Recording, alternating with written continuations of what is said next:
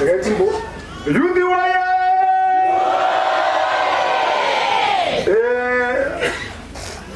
Vamos wasati wazeka. Unongona akadayo. Zviri kuwanikwa. Asi ndati mani. Saka ndati yudhi waye!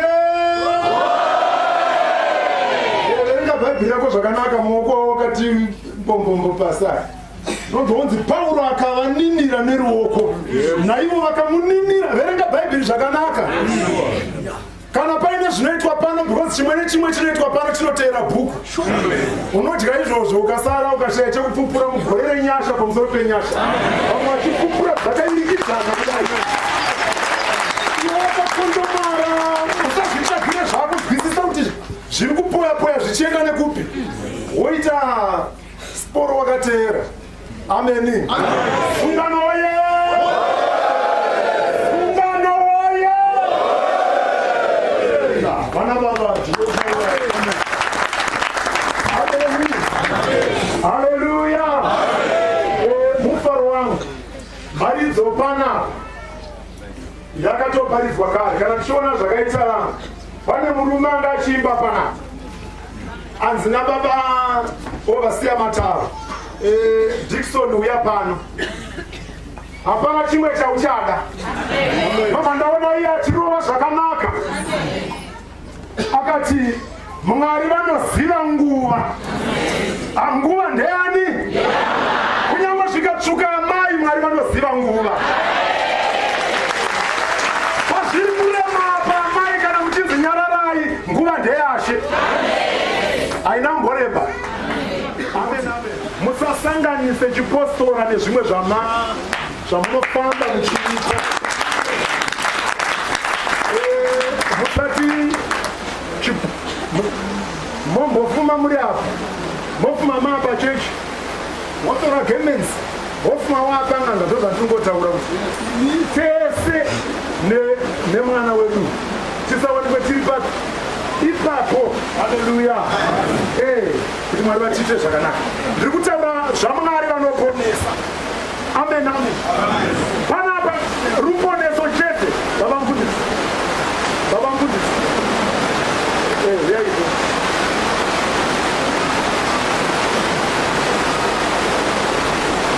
Amen. Kana ndakamira kudai, ndakamira nenyasha dzoga.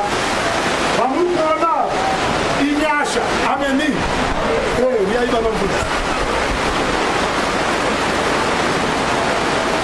Vamurikuona inyasha dzoga. Mambo vataure. Amen, amen. Zvino hapasina chekutaura nezvaMwari wezvapupu. Mwari wezvapupu anozvitaurira. Amen. Vekubhitisi mauya navakasitole here. Vari pano. Right, uyai pano muranda waMwari.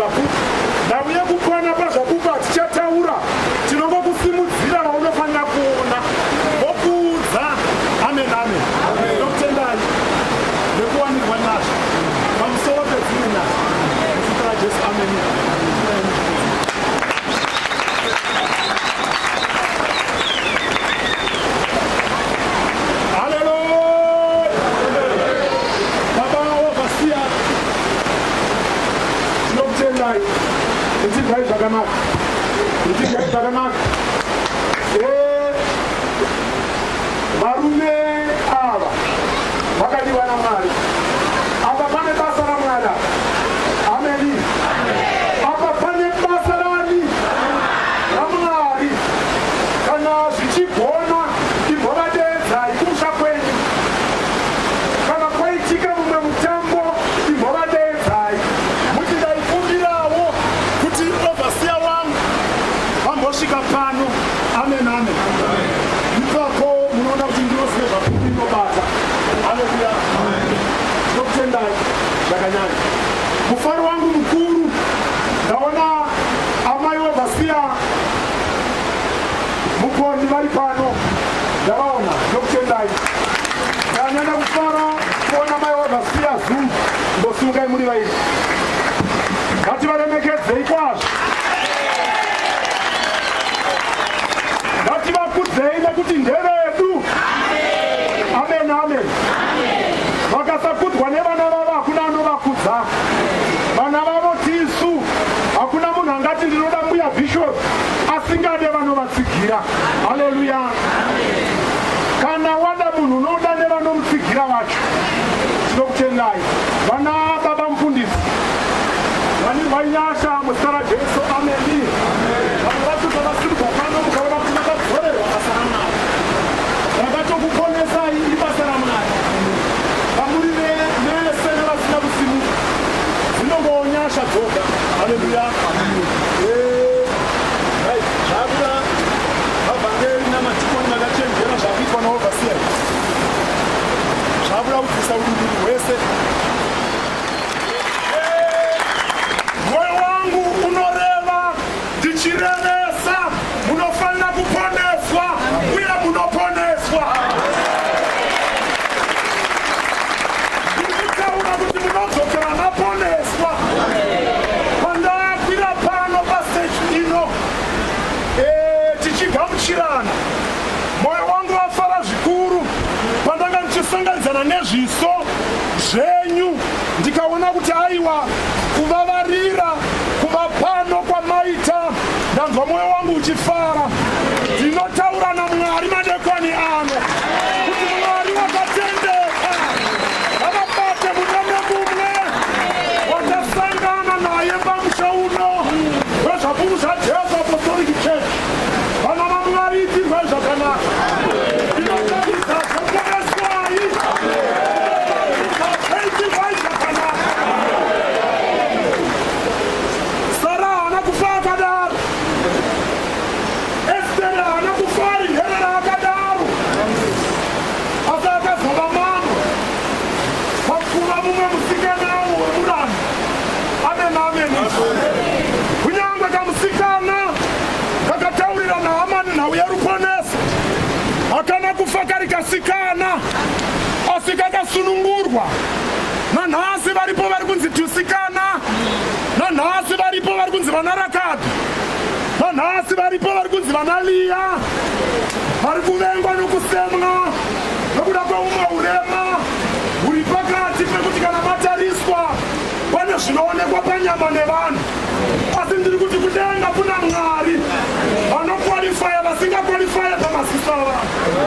Asi uno musangano uno ndewekuti Jehovha mupenyu ngavakukwalifaise pausingakwalifayi. Ngavakusimudze. Iwe simudza udye namachinda. Panodya machinda idya ipapo. Panoverengwa vanoverengwa verengwa ipapo. Mwari vanozviita. Ameni. Hanzi vanomirira Jehovha. Nhau yekumirira vamwe vakazvishaya nokumhanya. Asi vanomirira Jehovha mirirai zvenyu. Sokumirira kwamakaita panguva yelockdown. Kumirira kwamakaita panguva yechirwere. Vamwe vakatya, vakatiza, vakasvuta, vakanwa, vamwe vakahutsira bute zvakasiyana siyana. Asi vakamirira Jehovha vari pano muzita raJesu. Saka kumirira vana amai. Hatichataura zvakaitika muCovid. Nekuti baba wedu vatidaidza pano kuti uya mwanangu titaurirane. Kunyangwe zvakasvipa somuriwo mutema, ini ndakuzvichenesa samakushe echando ehwai nechando. Vanozviita izvozvo. Hapana asingaziye kuchena kwakaita chando, hapana asingaziye makushe ehwai. Mwari wedu, chaakudiwa ndechekuti usavanza zvaunoziva kuti Mwari havazvide. Hazvidei nekunzwikwa nani, asi iwe unozvizivira kuti Mwari wangu ichi havachide. Ndauya pamberi pavo, handidi kudzokera ndakadaro. Amen, amen. Mwari vari kuda pekugara madekwana ano. Mwari vari kuda pekugara pamusangano uno. Iwe uri mumwe angagarwe naMwari pamwoyo wake, asi pane zvidiki mwana waMwari zvaunofanira kuregedza baba vako vadzoke mauri vakuchengetedze. Inga unazvo zviri zvitatu zvaungavatendawo zvausina kuitirwa kana nechimwe chenyika ino, asi zvaunonzwa kuti Mwari ndo vanogonesa izvi. Amen. Danga ingave basa ikupe upenyu, nekuti nayo inotofawo. Amen, amen. N'anga inachainga kuitira nekuti iyo inotoshuwawo mari, saka ichikuchaja. Navamwe vaunofungidzira kuti vangakupe upenyu, havakupe upenyu, vanotodawo mari, saka vachikuchaja kunyange vari mugemeni, nyangwe tsvuku, nyangwe girini, nyangwe mune mekepesi ine yakakwira-kwira mudenga, ine zvakakwira-kwira. Ameni. Vanokuchaja varimo nokuti naivo varombo, asi ari panopa ndiye watiri kuti ndiye watakuda kudzokera kwaari. Kana tadzokera kwaari, iye haatinyadzise. Hanzi wakarurama, una matambudziko mazhinji, asi pakupedzesera Mwari anoabvisa ese. Wakarurama, ndo mataurira amapisarema. Wakarurama, una matambudziko mazhinji. Usatambudzika nokuda kwamatambudziko mwana waMwari, auya nokuda kwekururama. Ndo chikonzero chiona kuti mavengerwa aunoitwa, unoona kuti aiwa chavengwa ichechi. Ameni. Chavengwa pakati pako ichechi. Haleluya. Ndozvotaura shoko kuti wakarurama, una matambudziko mazhinji, asi Jehovha pakupedzesera, munzwe zvakanaka. Shoko rinoti asi pakupedzesera Jehovha uchamabvisa ose. Vangeli, kana matambudziko achiripo, kureva kuti haisiriyo mhedzisiro yenyu. Farai nokuti mumwe mukana uripo. Amen, amen.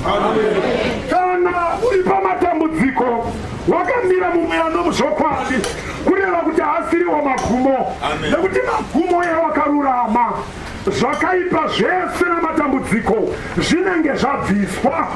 Pakupedzesera uchava pamusoro, nyika yose ichapupura kuti Sara anga asina mwana, asi pakupedzesera vachataura nezvaMwari wake anopa Mwari, anopa mwana kunyange vachembera. Amen, amen. Kunyange zvinonzi nevanhu kana izvi zvisipo, ichi hachingaitike. Izvozvo zvisipo, Mwari wako anokuitira zvausingatarisiwi. Tarira, nyika iri kukunyaya, pane runyeyo ruripo pamusoro peupenyu hwako, asi ramba wakamira sokumira kwamakaita muri paCovid, muri palockdown. Vamwe makasekwa, vamwe mukatengeswa nevamai namata navo, kunzi ava vari kupota vachienda pasoweiro.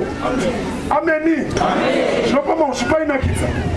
Paiti munhu uye akatengesa sanhasi lockdown, president voti achimbosunungukai kuroti uya ashandira mahara. Ameni. Tine imwe mai akapedza lockdown ichishandira mahara, yaitora lockdown sekuparara kwezvapupu. Amen. Zvapupu wakawana iriko, unosiya iriko. Kana uchida utorawo mukana wako uyu ungopona. Amen, amen. Zvino tinokutendai nekuramba makamira. Zvino tiri kuti panguva zvinoita paupenyu hwekunyengetera, kana Mwari vakuda kukusimudzira, vanokubvisa muvanhu womirira uri pane imwe nzvimbo yaunenge uchikirenwa, asi hakuna training iri nyore. ndakamboona vamwe vakomana vaitraina chipurisa wainyara kuvakwazisa vakaonda vakabooka. Ameni. Vachinzi kana vazosangana nenzara havazokumbiri chioko mumwe. Ameni. Saka vaitraina madzara kuti ukazokepishwa ukanonyimwa sadzi vamwe vairobwa zvikazezvobudawo zvimwe zvaimbovigwa daizi kuna vachirohwa pane zvimwe zvaizotenderedzwa tona pupu manga vajaira kumhanya zvino akuita mhanyiwi rova taionawo ndozvitaiona. Ameni. Kunoti ukazokepishwa ukarohwa zvakaita sehauvhunduke hautengese. Ameni. Kureva kuti training yakadii yakaoma haina kuita nyore. Newe kana Mwari vakukushandisa havangokunongesa zvamunofunga kuti vanokunonga wotopedzera wakuprofita, vokunonga wotopedzera waovhasiya, vokunonga wotopedzera wamai mufundisi. Hazvina kuita saizvozvo. Amen. Amen. Izvi zvine mubhadharo wazvinoitwa. Zvino mubhadharo iwoyo unotidzwa navazhinji. Amen. Amen. Nekuti kuti zvizikanwe kuti uchamirira sangano zvechokwadi, mwana achamborwara nemamhepo achipenga kwemakore 9 poonekwa kuti haubude naye here kuenda kunanga. Kana wamira pachokwadi, Mwari wozokutorawo kusimudza kuti this is the right man kufamba mberi kwenyu achikufudzai, nekuti haanzvenge kurudyi kana kuboshwe, is a man of his mission. Haaswere achisweva, nekuti anosweva anopedzisira abuda nemi. Amen. Amen. Vana Moses vakutorwa kuti vaende pabasa, vanonoita 40 years abva mumuzinda waaidya zvinonaka. Amen. Amen. Aidya zvinonaka pana Farao, pana mambo. Ameni. Asi anoburutswa ipapo omboenda kunofudza makwai kuMidiani, kwaanozonoona gwenzi richifuta. Fungai pakudya ugere, wobviswa kwaunoswera kubani pamwe nenzara pamwe nei. Ameni. Jesu mambo pachavo nguva isati yakwana vaakupinda, unotombonzwa kuti vaita 40 years 40 days 40 nights vari pai mugwenga, kuti murenje muri kududzirwa musi. Nyangwe dai vanotsanya vachimbodya zvekubira paya, chekudya chachapa hapana, nokuti murenje, mvura hamuna, mafurutsu hamuna. Ameni. Ndozvinoreva kuti vachienda murenje kana chivenga bhebhi ripedza. Amen. Amen. Ndo zviri kureva kuti vakatungamirirwa nomweya kurenje kwete kutatsho. Ndobva vanoziya, shoko rinoti vakanoziya, vakuziya kureva kuti vanga vasagoni kumira.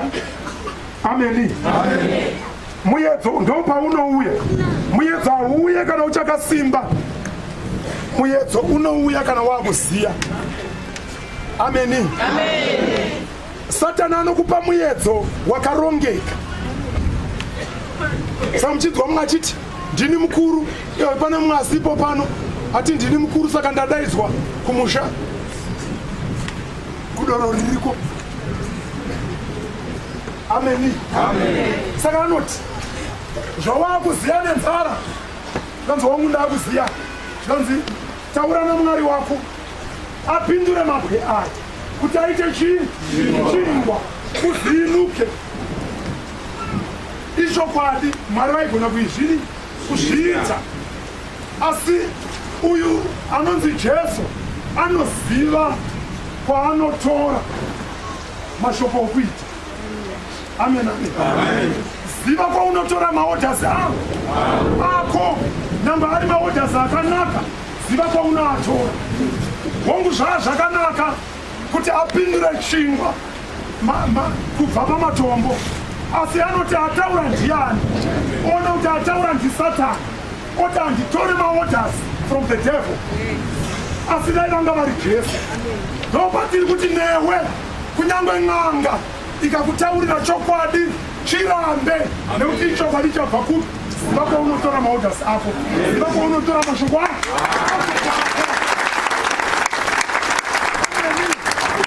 Yabve kunzi ko handina kupona here, aiwa mune musiri vedenga, muri venyika ino. Amen, amen. Asi kana zvava zvedenga, imi munomirira zvaJehovha, nekuti hamudye zvakasviba, munodya zvakachena. Saka tiri kuti Jesu vasati vatanga basa vakatombopinda pakuomeserwa, asi ivo vari Mwari. Amen, amen.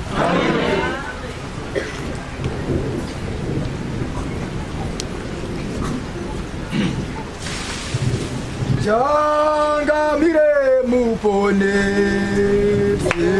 Zuva ranhasi kuti aiwa manga muriko asi manga makamira panzvimbo mukati uniform yangu handibvise ndiri mwana wezvapupu richakwana zuva Mwari havambotiparadza panyika ino neCovid ishi.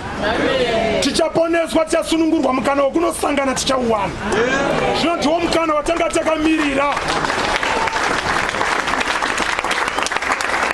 Ndopata kuti izvozvo hazvishamise matambudziko akataurwa kuti panguva dzokupedzesera kana Kristu vakudzoka, matambudziko eurwere, matambudziko ehondo muchaona, zvimwe muchaita zvekudzwa, zvimwe muchararama mukati mazvo.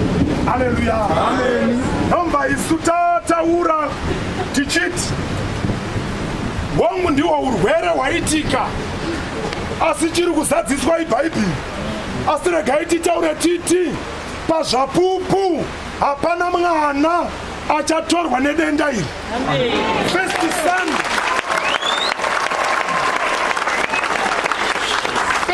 Sunday yelockdown ndandiri pabudiriro ndaitaura mashoko aya kune vasingarove chechi vaivapo. Ameni. Kuti ndiri kuti hakuna mwana wezvapupu anotorwa nelockdown neCovid. Lockdown iyoyi kusvikira yapera muchaverengana, muchaona makakwana. Ameni. Izvozvi pane rimwe rema riri kuti kune mai vakafa uku haunzwisise, nyangwe uchigara kuHarare hauna chinozuma. Ameni. Hauzume, unongoona izvozvo. Tina mai vedu vakashaya, vakanzi nekuti tashaya makadhi saka taakuvaisa mubhuraketi rimwe chete nevei, kwete kuti vakabatwa ivo. Mapepa avo atogadzirwa ekuti vabude. Vepapala nobva vati right, chitipai makadhi kwaprivate kwavanga vaenda hakupuhwe mai. Hapana wakazofunga kuti dai taenda kunotora kwaprivate. Vanhu vakazozvifunga papaya. Private doctor ndiye akatozoti aiwa dai makauya kana aive yekuenda nawo kupala ndaikupai. Ameni. Ndomva vanzi takuvaisa mubhuraketi rimwe chete sezviri kuita munhu akashayira mhiri uko. Kana akuya muno asina mapepa ekuti akatestwa here, tinongoisawo mubhuraketi rimwe chete. Saka hatina mwana akatorwa. Muvhangeri wedu vamwe vainzi vatorwa neCovid, haisi Covid, asi vana vavo ndo vakanotuka mapurisa nevanhu vekupala kuti majaira kudya nezvitunha. Nobva vaya vatsamo vakati kunyange dai zvakadaro apa, nyange dai tikakuregererai takutombokusafisai iyi Covid. Amen, amen. Ndo vairi, asi pane zvikonzero zvizere. Kana mukabvunza vakavaviga hapana kumboita marestrictions. Amen, amen. Takasvikapo pasina kana uchitoona kutoti zvese zvaitwa, hapana kana chimwe chiri kunzi hachida kuitwa, zvese zvaitwa zvakanaka. Saka tiri kuti zvakazadziswa, hakuna mwana akatorwa. Asi zvakadaro tiri kutenda kuti Mwari vanonzwa minamato yenyu, nekuti musangano uno wabudirira, kunyange veheu vachiti chirwere chakutokwira nhamba. Amen, amen. Nhamba iri kudii? Nechirwere nhamba iri kukwira, asi musangano uno wanzi ngauitwe. Amen. Saka ndiri kutaura kuti ndezvaMwari. Kunotoone mamwe machechi waaramba. Ndandichiverenga imwe chechi ichinzi vati isu hatisati tavhura nekuti nhamba yeurwere iri kukwira, nobva vatoti isu hatiite. Asi imi vana vezvapupu manga muchimanikidzira kuti ngautoitwa. Zvino makorokoto, musangano wenyu waitwa. Makorokoto zvamanga muchitarisira kuti Mwari ngavatisunungure timboenda pamusangano. Zvamanga muchitarisira kana maita musangano uno Mwari ngavachikugamuchidzai.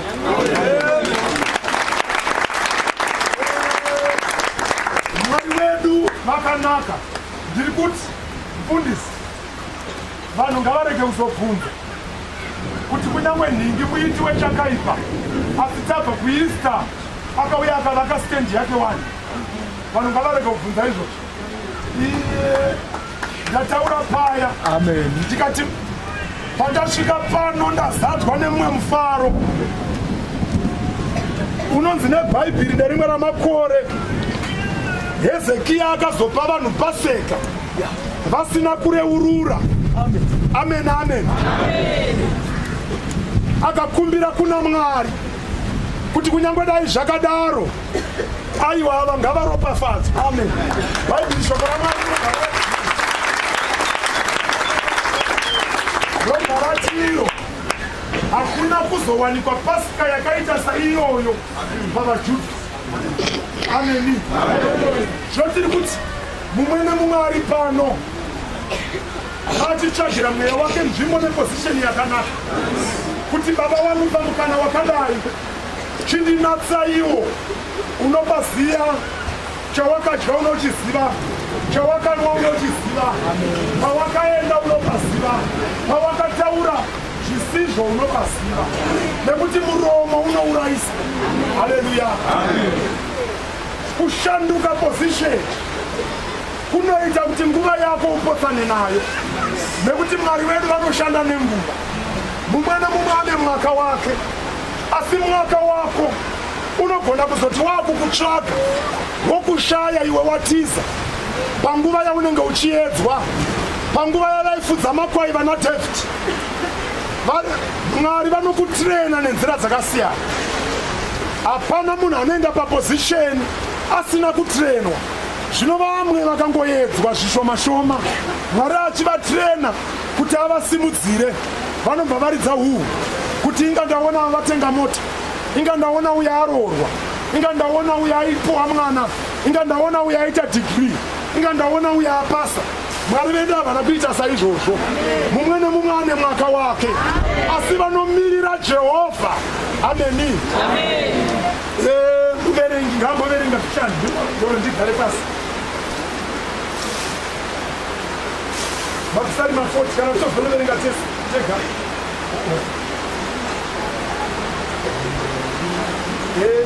Muimbi ngamboimba. Baba mapisare ma40 musoro shoko ripo mufaro womunhu unotenda kuna Jehovha.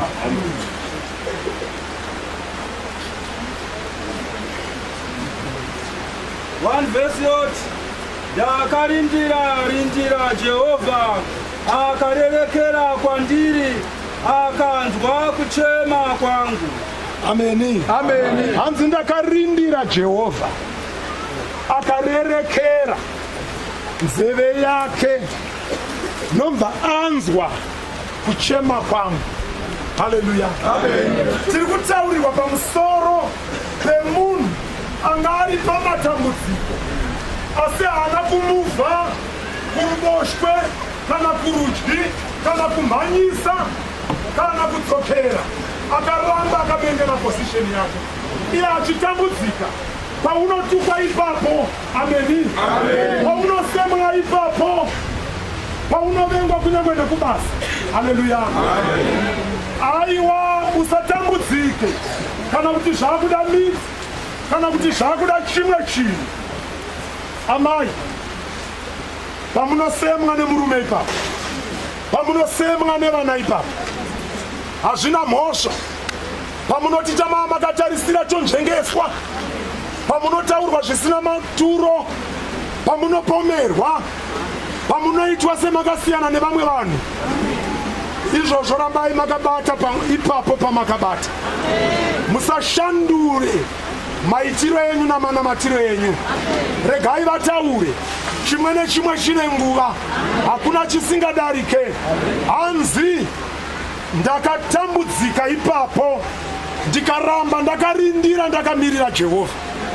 Hanzi Jehovha anobva azorereka nzeve yake airerekera kwandiri, nobva anzwa kuchema kwangu. Zvino hasi wekunzwa chete, asi kana anzwa kuchema kwako ane zvaanokuitira. Ameni. Pana ari kutsvaga izvozvi kuti school fees yangu ichawanikwa kupi. Ameni. Pana ari kutsvaga izvozvi kuti ndiwane mwana wangu aende mberi, Mwari wangu zvanyarara pandambenge ndichiwana zvapamiswa. Chii chimwe chichaitika? Haisi nhau yako. Rongedzera kuna Mwari zvaunoda. Kana Mwari wavarongedzera ukavapa responsibility, Mwari wedu vakakwaniswa. Vanoziva kuti zvawatenda kuti vanozvigona, vachakugonera pana izvo.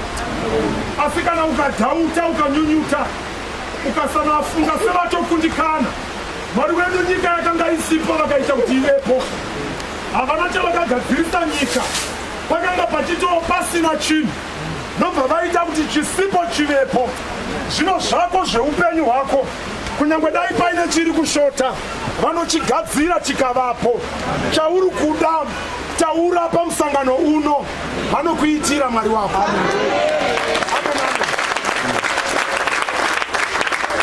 Uzive kuti ndo vakati zuva ngarivepo, nobva ravapo.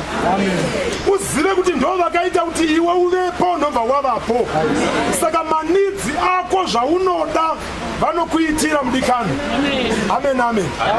Vanokupa zvese zvaunoda. Saka kubva nhasi usazviverenge seusina, nekuti baba vako vanazvo. Haleluya. Ndo chikonzero muchiona vanoti tiri vadyi venhaka. Kana uri mudyi wenhaka, mumwe mukomana akazogumbuka aona munin'ina abayirwa mhuru, akati ko baba ina munongondibayira mhuru. Ndikazi hauna kumbotaura kuti unoda mhuru, wanga wakangogara uchingoti ndinadzo zviri pano. Asi uyu ndamubayira nekuti anga afanana nafa. Asi zvino awedu kureva kuti kana muri vaMwari munofanira kutaura chamunoda. Ameni. Muri kunaiwa panapa, munofanira kuti pakupedzisira muzodeclare kuti next time hatisi kunaiwa,